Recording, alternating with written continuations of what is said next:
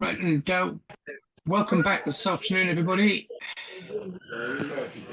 Yourselves on mute.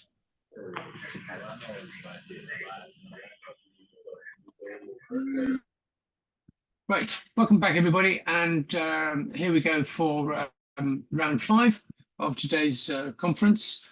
We welcome Nick Barker. Now, Nick is a coach credited with the International Coaching Federation. Which we won't hold against him.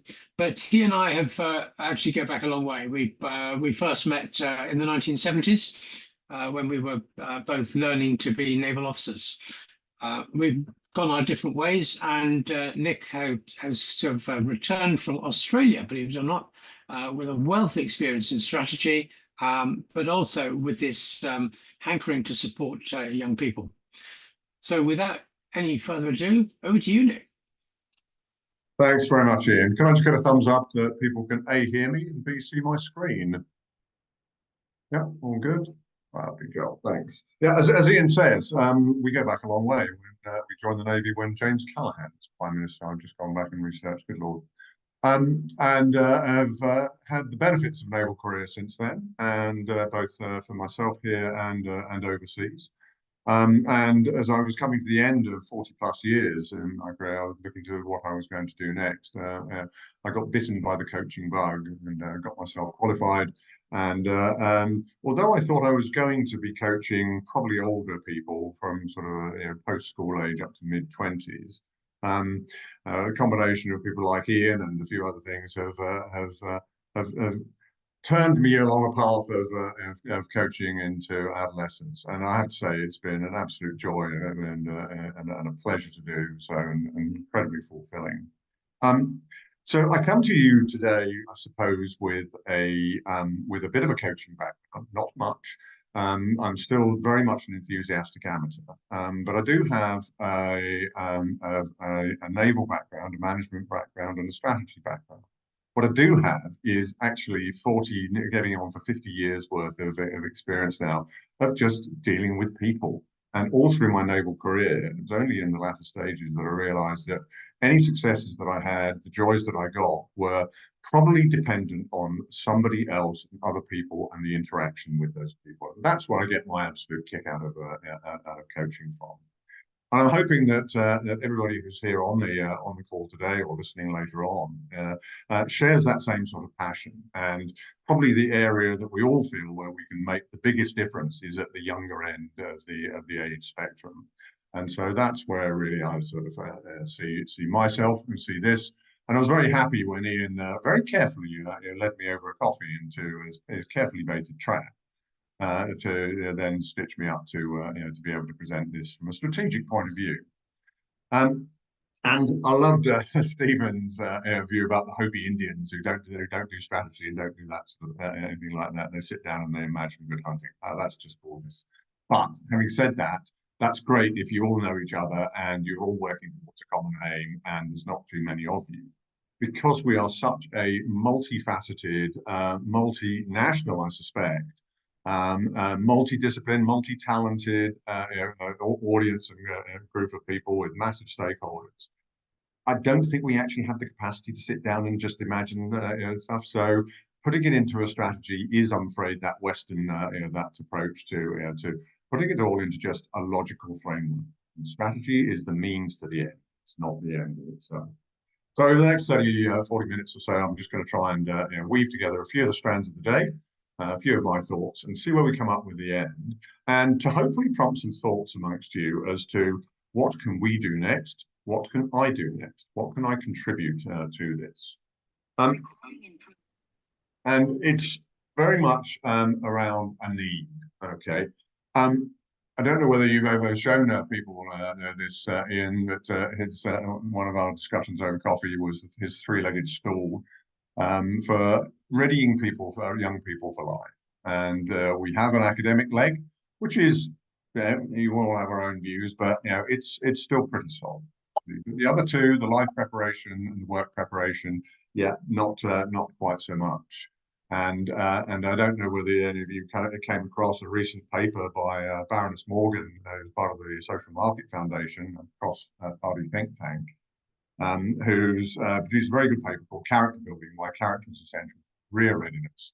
And she's talking about all the things that we've been talking about today and trying to lobby government to do this. So there is an identification of a national strategic need, and maybe we can boil that down into a lower level.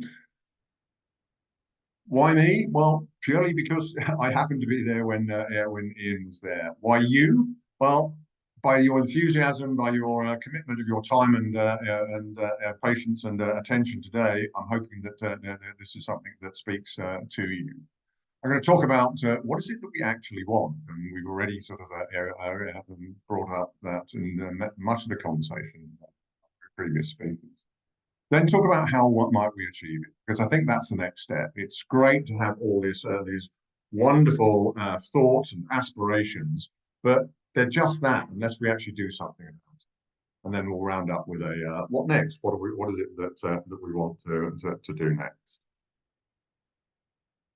So this is just my thoughts. There will be some considerable crossovers and parallels with what we've heard, particularly from Richard and Stephen so far, and even down to the detail from Raquel earlier.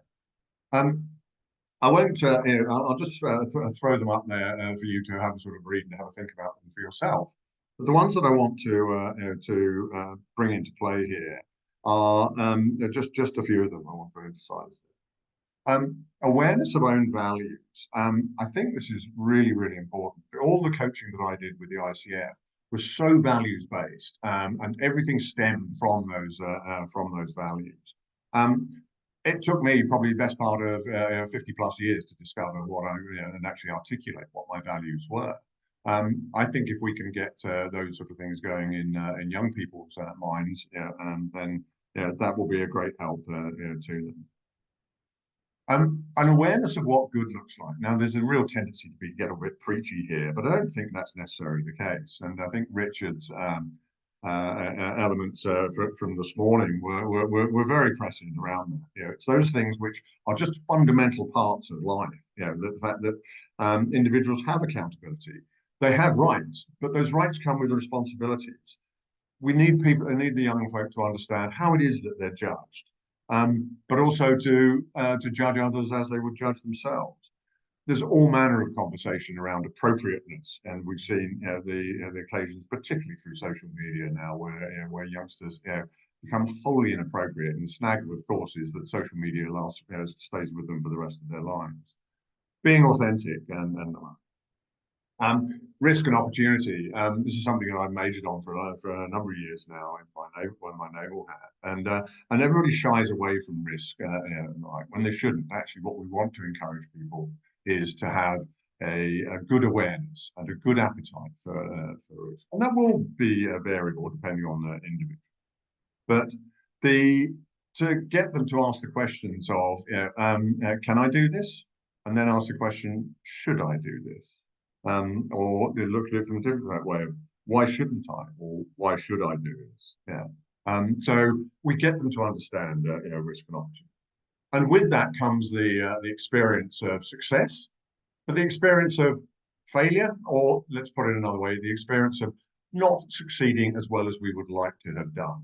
And again, both Stephen and Richard were talking about the importance of allowing children and young adults to experience those things, so that they were and Ian as well, as part of his resilience discussion. The pathway to self-acceptance. There's so much, and this is around expectation management, I suppose. There is so much around now that the young people's expectations are massively raised to ridiculous and unrealistic heights by social media, and then dashed down by the general media, who seem to be just broadcast this incredibly low expectation. No wonder they're confused. So let's talk about being self-accepting, and with that comes that compassion, that self-compassion and self-kindness that Ian talked about this morning. The capacity to interact with others is so essential, and I suppose what it is, it's the precursor to avoiding getting to the point of dispute resolution. where we saw where we heard from Raquel today, and that's the capacity to interact with others on a general basis, on a social basis, as part of a teamwork, as part of teamwork. The nexus between leadership and followership, and obviously I've been involved in the leadership role for all of my life, but that leadership is useless without without good followership, and that comes with its own responsibility. One I'm particularly keen on is that of to unlearn learned helplessness, and that learned helplessness comes from a variety of sources, not least media and expectations, where it's all too difficult. Oh, I haven't got the time. I haven't got the capacity. How could I possibly do this? And that's potentially endemic. So if we unlearn this at a very early age, I think we're going to prepare kids very, very well. And it comes down to that realistic expectation management. And again, the point that Ian brought out when in the SMART goal system, the R of SMART, realism.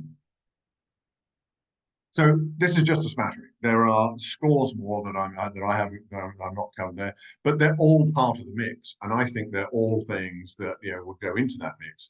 What is it we want to achieve, and what is it we want our young people to achieve, to build, and to grow within their character. There are a bunch of practical skills as well, whether that is a readiness for examinations and tests, and that's a mixture of both the pure academic side there, as well as the emotional side to de-stress them.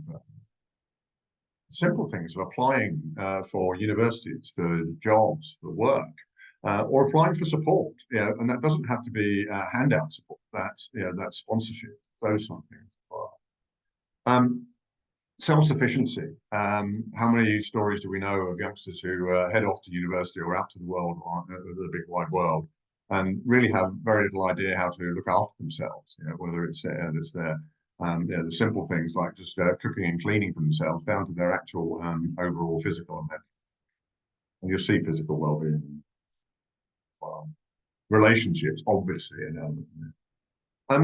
I don't know how much, and bear in mind, my kids are now in their sort of 30 and 28, so, but I don't know how much decision making is actually taught at school.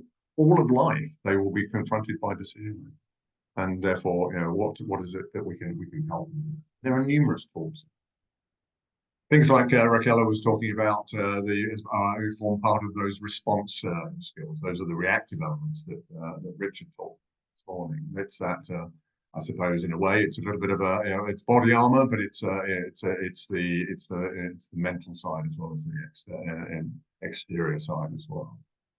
How to deal with those difficult relationships, how to deal with difficult conversations that's the problem, and how to deal with all of those pitfalls and pratfalls that will come up time and time again that are just part of life. Listening to the radio the other day, a lady who a woman's actually fascinating program. Who had succeeded in Hollywood management. And her view was that nobody's entitled to anything. Life was in thirds. You had roughly a third of life was good, a third of life was ordinary, and a third of life was pretty shitty, really. But that is life, and we shouldn't shy away from that, making that an awareness that actually it's how we cope with all three elements.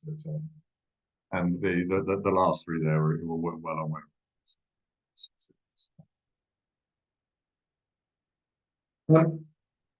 I really like Richard's element of teaching, feedback, and experience, and I'd push that one step further. Actually, that experience is there to specifically test young folk. And I'm not talking about initiation ceremonies or rites of passage or anything else like that. I'm just talking about experience the event, the feeling, the situation. And learn from it and be comfortable with being put under pressure. Part of the coaching that I've done recently as a volunteer coach for an organisation called Yes Futures, more for you later. We went on an into the wild day and out to an outward bound place up in Essex. And there were the young go-getters who were great and climbed the walls and charged all over the high ropes like young monkeys they were. They were so agile and fearless and the like. But actually, the ones who really got the good stuff out of it were those ones who were obviously, were genuinely scared about going up onto heights, and yet pushed themselves way beyond where they thought they were going to go, way beyond their comfort zone. So that testing part there, the value that they got from that was just extraordinary. So I just love it when you see young people's faces light up. They've done something they just didn't think that they could do. So those are the elements that I think that would, or some of the elements there to sort of prompt some thought and go into the mix. But if we're going to put this into a strategy, then how do we do it? And what is it we're aiming for here? The purpose of a strategy is to be able to, as I say, to take that multifaceted, multi-elemental inputs in across time, space, and the like, and skill sets, etc., and to put that into a workable framework, something that gives everybody a unified purpose. So everybody who has skin in that game, should be able to see that there is a purpose, there is an outcome. And the strategy is designed to optimize us for success. And this, the next for I used to get tea something rotten in the Australian Navy as I brought this in, and then people slowly came around going, actually, these are the things that matters. It's got to have longevity. It's got to last. It's got to have sufficient repeatability without just being simple cookie cutter stuff, so that anybody who is actually engaged with it, understands where it all works, understands how they can actually. Any form of strategy that we want to be able to do has got to be able to be, we've got to be able to show it that it's worthwhile investing in and it's worthwhile sustaining, and therefore it needs to be demonstrable, and we've got to be able to justify. So those four ables, I think, are really, really important. I'm going to bombard you a bit now with a whole bunch of questions going through, designed to prompt your thoughts, to pique your interest, and to generate hopefully response at the end of this and in the open forum as well. I will include the why question every single step of the way, and as any of us involved with coaching will realise that that those three letters, that one word, one of the most powerful words in the whole of the coach's vocabulary. It's the root of motivation. And it's the question we keep coming back to validate all thoughts and actions, not just our clients, but also our own as well. So where do we start? Again, multifaceted. You could come in at any angle. This is the particular discipline that I have always done with it, which is starts with the context. And why do we want the context? It's because we need to understand what the scope of our adventure is, what the scope of what we're trying to do is, and where it fits. And that's probably the first question: where does it fit? And one of the initial triggers for this presentation, with the discussion with Ian, was: is there nothing out there at the moment? And there are elements out there, but there doesn't appear to be a strategy. Now, I'm more than happy to be corrected if I'm wrong, because it's a lot of work later on. But in the absence of a current strategy that we're seeing, we need to understand where that fits in terms of where does it where is the, from a location point of view. We're Dorset focused at the moment. We may be starting small, we may be growing big. Who knows? Could we may get to national level? What else are we fitting alongside? The existing curriculum and the various initiatives that are in there. We need to be complementary. There's no point in trying to sort of do either fight or duplicate. And from a coaching point of view, I've always been told, don't worry about competition, because although there may be other ways of doing things, there is way more demand than there ever is than we're able to meet with the existing coaching resources. So let's be complementary rather than competitive. We need to be aligned both on a practical basis, on a statutory and regulatory basis as well. And we need to have some authority if we're going to go ahead and do this. So where does that authority come from?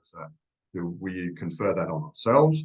Do we get given it by local education authorities, by from the schools? And we better make sure we align with their authorities as well. And the reach, how big is it going to get? There's a little acorn here. How big do we want that oak to grow? How big do we want it to sort of probably harking back to very much sort of my military things here.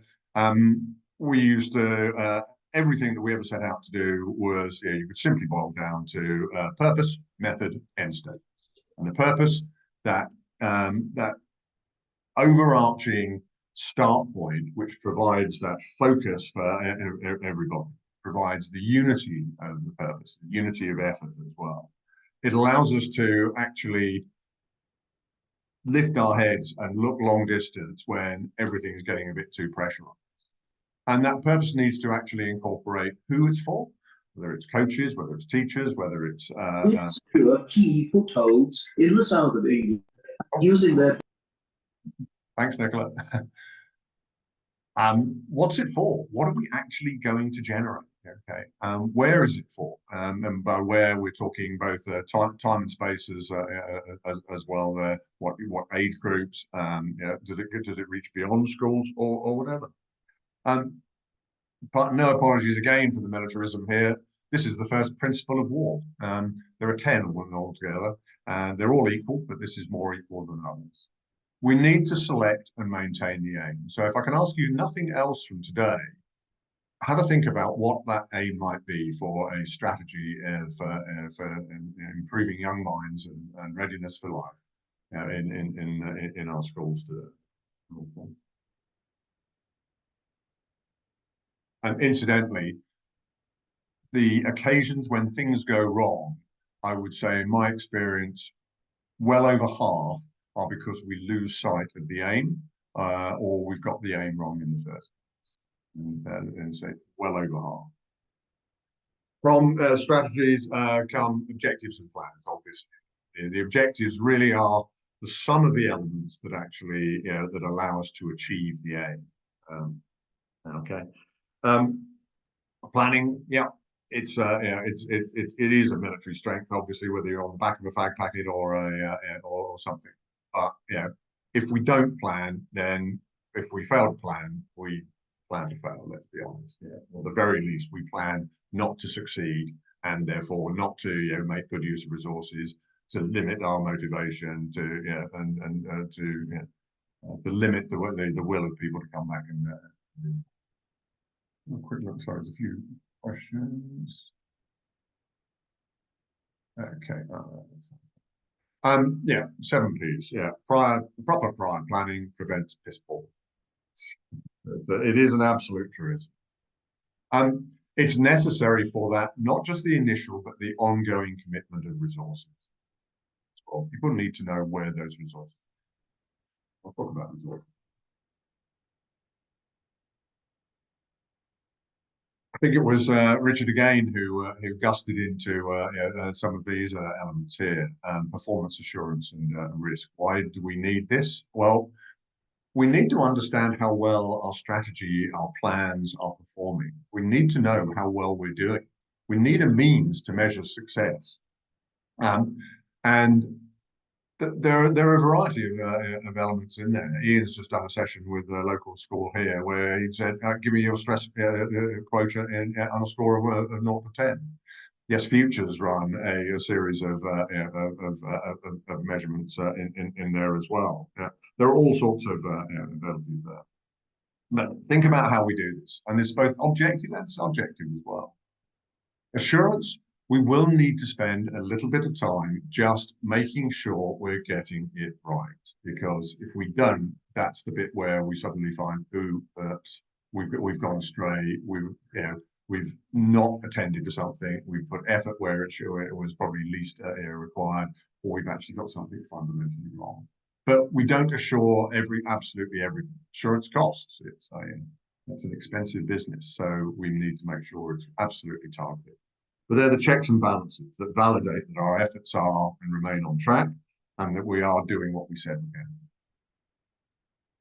Risk and opportunities. Yeah, this is so critical. We do need to understand what it is that is going to prevent us achieving our objectives, our outcomes, and our commitments.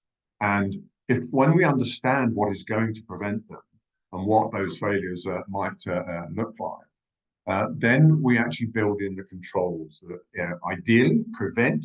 They're the fire prevention controls. Or if we can't prevent, or despite our best efforts, the risk event occurs, then we put into place something that mitigates the impact.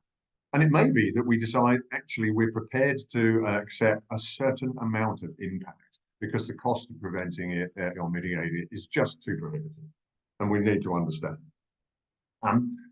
With risk, I think as well as the traditional things, the working with young people has certainly it's absolutely opened my eyes. And recently, at the end of the S Futures program, I was shadowing a fellow coach, and we were in the last session, which was a little bit of a wrap up. It was a face forward. It was this is where you go on and coach yourself, young man, young woman. And he was asking for feedback, and the young lady said, well, nah, didn't really get much out of it at all. Knew it all to start with. Bit of a waste of time. I suppose it got me out of biology, and I had a nice couple of days out in the world of work and the like. And he and I were both absolutely gobsmacked. And bless him, he did a cracking good job to try and bring it back round. But at the end of it all, that was her view, and she felt she was being brutally honest. I suspect that actually, on reflection, she had. But it really opened up our eyes in terms of don't just assume that these kids who come along and want to get involved are as committed as we are, and it was a great eye. The reason we look at the whole sort of a triumvirate of performance assurance and risk is that that form the results of managing actually inform and provide the basis for all of our decision making as to whether, it's all going well, let's stay on course. Yeah, we may need to make some minor course adjustments here, a little bit of tweak and tune here. Actually, we might need to have a bit of a change of direction. Or we have to be honest about this. There's a time when it goes, do you know what? It's just not achieving what it is that we wanted to achieve, and that we're better off terminating. But it's all of those decisions. If we set ourselves up well in the first place, then we minimize the likelihood of getting into that. Resources, sure, obvious there. You can't do anything without resources. It's what gives you your feasibility. It's what gives you your sustainability. That needs to be the list out there. But the list of stakeholders is considerably wide. It isn't just the students, the parents, the teachers, the coaches. All of those people who are involved. That whole business of assisting young people into that difficult path to that on. A couple of the processes that are down here that I want to briefly sort of talk about. I'm not saying that we should use them. You've heard of one that Noble Manhattan and Rakela have put together.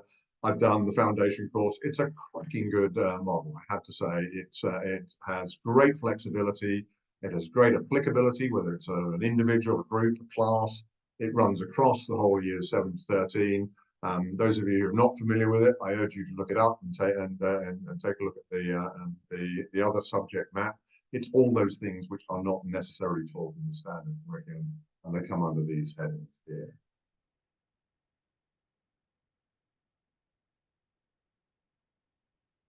Yes, futures. Again, probably a lighter touch, but a broader touch. This is run by a charity running for about 12 years now.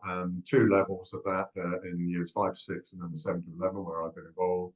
And it's looking over 4 up to 1 hour sessions and 2 days out with groups of youngsters to build those 4 talents: confidence, resilience, communication, and self-awareness. And funny old thing, they're pretty similar to the 4 elements that Baroness Morgan put down in her paper. There are, I'm sure, numerous others. My limited coaching experience, that's all I've actually been exposed to so far. I look forward to being exposed to many others. As I said, we're not competing with one another. I think that collaboration and a complementary approach is very, very good. Communication, an essential part of any form of strategy. We've got to inform our stakeholders. We've got to manage their expectations. We're asking for commitment from stakeholders, whether it's students to come along and be coached, whether it is teachers to facilitate that, whether it's parents to support it, or up in the higher echelons of organisation. So we need to have a clear communication of what to communicate, what it is we're doing, how we're getting on, what we're doing. We need good feedback mechanisms as well, and we need to use communication to proactively deal with obstacles. We need to use communication to celebrate success, and that is really, really important. People, we like to see success. We like to see acknowledgement of the efforts. The dull-ish bit of any form of strategy is that bit that manages behind the scenes, governance that goes on. Why? Well, if we're going to put all this effort into actually developing a strategy that then can be enacted by all of the players, then we need to make sure that we've got the means to set it up and then sustain it well. We need to understand who's who in the zoo, who's responsible, who's accountable, where is authority, where is authority for decision making going, and how is all of that resourced. We need some methods and process to ensure that we remain compliant and make performance assurance and risk. Standard operating frameworks, context, Stevens 5 O's, which is from a coaching point of view. It's just another OODA loop: observe, orientate, direct, and act, or a plan, do, check, act. All of these things, they are closed loop systems that allow us to actually observe and then to work out. I volunteered my services here to help me to put this part of the strategy together. I'm not sure that I'm necessarily a leader for the whole venture, and we'll remain to see who that will be. But I'm certainly I'm keen to act in a support role. And funny old thing, remember those principles of war I talked to you about? Well, administration is one of those. Finally, I just want to take the last few minutes really to just talk to you about the benefits to all of the stakeholders here, and to think about what we can do together as individuals leading on to the next phase of this afternoon. Some of you, I'm sure, will be familiar with Robert Dilts's logical levels of change. The bottom half of the diagram allows the individuals to build up from their environment through behaviours up to the individual values, and this is what we're looking forward for very much for our students. But it's when we go above that level that's when we see massive level of benefits there. So if the students are getting better focus, they're getting a clearer linkage between and a balance between the school, work, and life. They're getting better expectation management, less stress, better preparation for the next steps as well. That must reach across into the world of for the teachers, for the support workers, for the youth and volunteer leaders, parents, and in general. If we can de-stress conversations at home, remove some of the elements of crowd control in the classroom, that's got to be for the good. Bring that up even and further for that, and actually the schools and the groups and the unions who are looking after the teachers.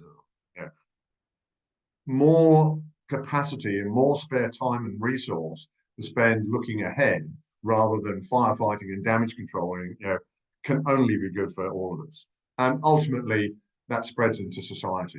We're preparing our kids well for a fulfilling life as adults. Well, that's got to be for the good. How do we do it? Well, let's just start with some positive attitude. Let's start by speaking up, using our networks. Consider, please, giving your time, whether it's paid or voluntary, to giving your skills, or just lending your assistance. Can we lobby? Can we provide pressure groups anyway?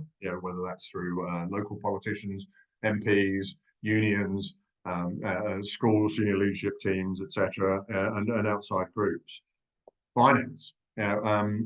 Where do we go to get finance? There is plenty of finance around there. Yeah, the world of business wants good young people coming into the workforce. Yeah, they're prepared to pay for it. Yeah, I know Yes Futures has a considerable amount of sponsorship around there beyond what government provides. There's way more to consider. This is just a start of the 10. And finally, how do we get our message across? You've heard me talking about demonstrating success, whether that's in the other subject, that's rising futures, in stress metrics, but anything where we can say that was then, as a result of what we've done, this is now, and therefore this is what's to come. The various methods that we've got. We do need to overcome that inertia. There is always going to be change resistance.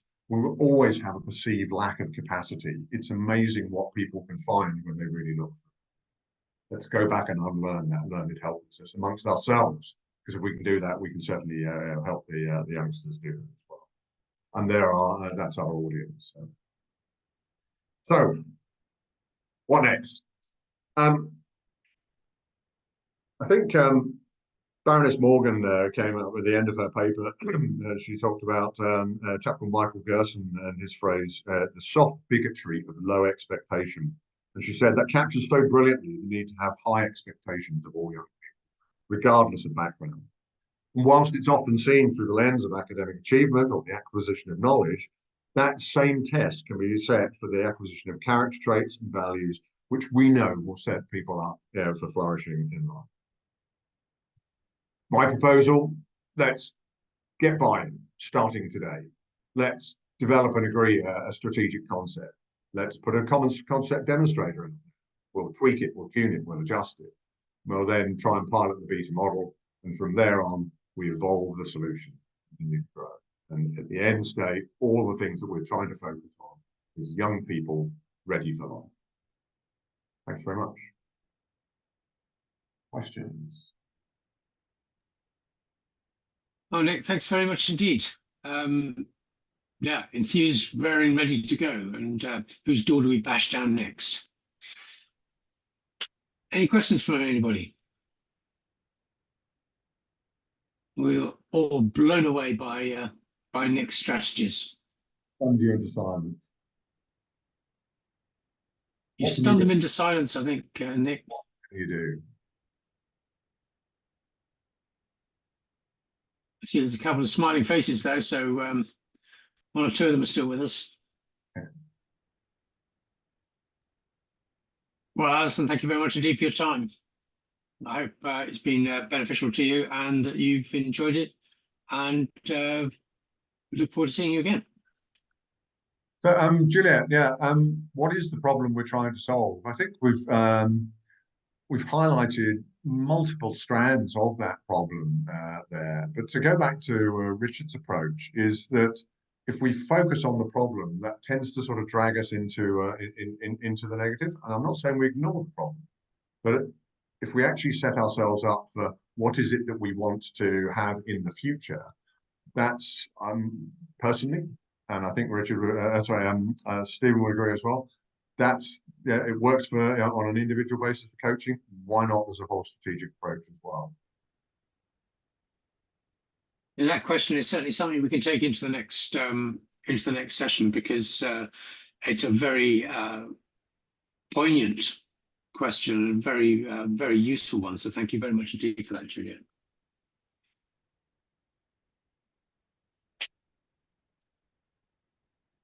Any more? Or are you all raring for another cup of tea? 20 minutes break.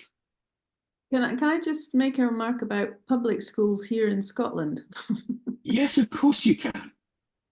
Well, talking with some of the students outside of school, I'm not inside school, I get feedback that, for instance, inside the school, it's like controlled chaos. So they're all sort of living in a world of slight overwhelm, which is being kind of controlled.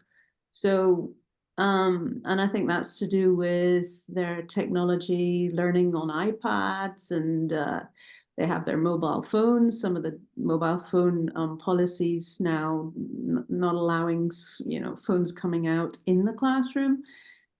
But yeah, I think today and finding a strategy forward for the children to actually stay quite focused in an underwhelmed, that's got to be a large part of creating a great environment for our children for their future.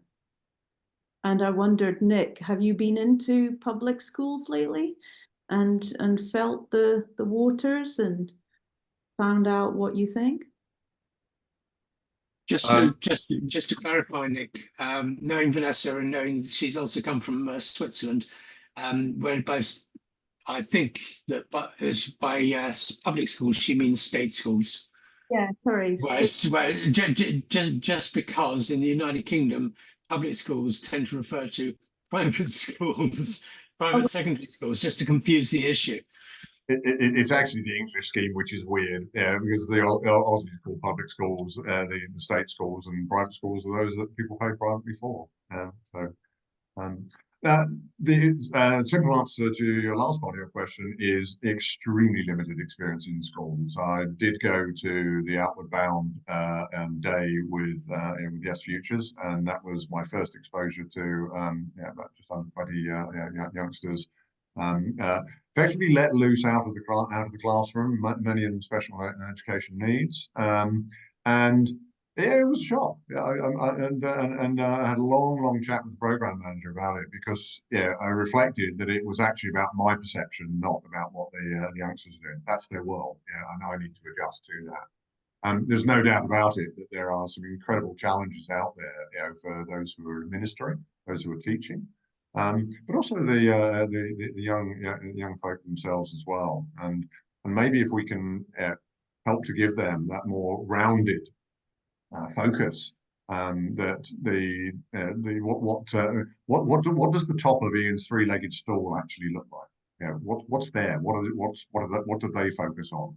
What's their aim? And if we can do that and then show how all the parts come together in varying sizes and shapes, then I think that can help. And that's why I think we're very much complementary to the world of teaching and academia.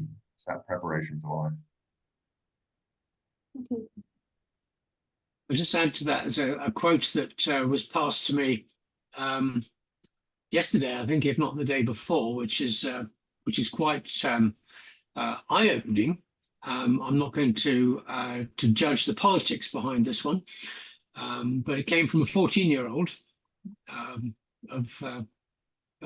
daughter of a colleague of mine, who said, Rishi Sunak came into power and decided to make all school kids' lives as miserable as possible. Now, as I say, I'm not taking sides on that one. I'm not being involved in the politics or anything else like that. But just to come out with a comment like that from a 14-year-old, it hit me between the eyes. Is that really how a number of children see school? If it is, what have we got wrong? Or even better, what can we do to make it right, to look forward? And that perhaps is a very pertinent point, which perhaps, Juliet, goes towards your question of, what we're trying to do. It would appear that it's not just, what is the problem we're trying to solve? Yeah, absolutely. But as I say, we can talk about that one further in the next session, because I would very much like to hear everybody else's views, because there is a wealth of information out there, as a wealth of blue sky thinking to be done. It's a case really of how do other people consider that we can go forward. Particularly, I was talking to somebody from Slovenia yesterday, and the impression I got, was it really yesterday? Yes, it was yesterday. And the impression I got from that meeting was that if we know, he might know the right people to really make this sing, to really make the idea of life skills development as part of the school curriculum, which would be tremendous. But it's not just about schools. It's about the whole world, or the individual countries. It's about the parents. It's about the carers. It's it's a holistic problem. It's not one particular area. And I believe the objective really is, how can we better our children to prepare them for their future, not for our future, for their future. Because, as I said earlier, our growth, our growing up, is different to theirs. And it was my teenage son who actually told me that, which is rather patronizing, but there you go. But it was that view. Dad, you didn't have the problems that we have. I thought, yeah, you're absolutely right.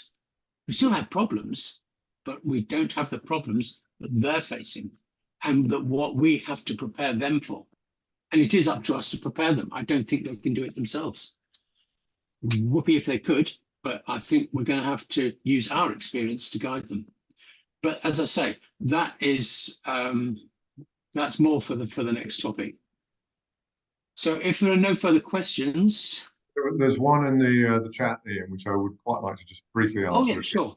Apologies, I haven't quite got that far. Yeah. From Milena, I hope I pronounced that correctly. You said, do you find it challenging to attract everyone's attention for so much thinking on one topic, for going so deep?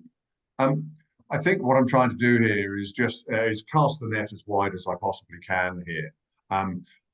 I recognise only one other person on this call, in this conference. What I do recognise is there are a multitude of backgrounds, talents, skill sets, enthusiasms, and the like. And well, the one thing that there is no one of us here who is going to solve it. But collectively, we can all chip in and add our particular strengths, our particular skills and resource, and we can help to bring a whole enterprise together that will start to address this. We're not going to solve it tomorrow either. Yeah, this is going to be a slow grow thing, but you've got to start somewhere. I was meaning more actually the kids, because my experience with these children now is that their attention span is so small that it is actually difficult to make them focus on resolving one question for longer than 3 minutes. And usually all the questions that you pose into any session, any coaching that are really require thinking for a while, which for them it's outside of the TikTok 2 or 3 minutes or YouTube thing. So it's really difficult. So this was my question. How do you actually go about this?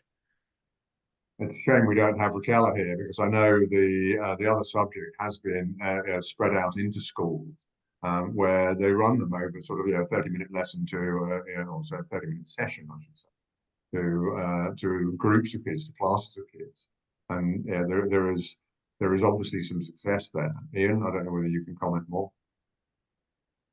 Yeah, it's one of those things which is really we're really starting to try and do, but we've got to overcome not so much the will, but the will is there, whether the political will is there, and the resources, whether teachers have the time, whether schools have the money to fund it, are challenges. And we've come out of COVID straight into COVID recovery. We came in the United Kingdom, we came out of COVID recovery straight into union disputes with the teachers. And so realistically, schools have not been able to think further than sort of, well, perhaps at times 2 to 3 days ahead, let alone 2 to 3 months, 2 to 3 terms. And I'm hoping now that we can develop. There's beginning to be talk in the margins that I hear about, is it actually all about academics? And the more that we can encourage the schools to think, actually, yes, we can find time to develop these life skills, but again, you have to look at the teacher mix and say how many of them are willing to teach outside of their subject.